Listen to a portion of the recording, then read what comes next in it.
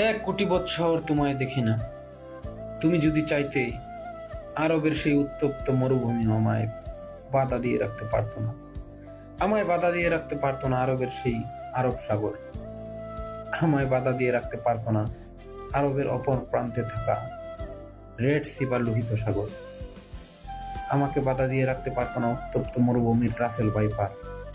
আমি অনায়াসেই ক্ষুধার্ত ভাবেই চলে আসতাম তোমাকে দেখার জন্য।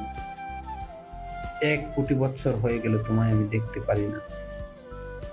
সেটা কি আমি ইচ্ছে করলেই পারি? আমি তো হাজার চেষ্টা উপচেষ্টা করেই চলেছি, কিন্তু তোমাকে দেখার স্বাদ তো আমার মিটল না।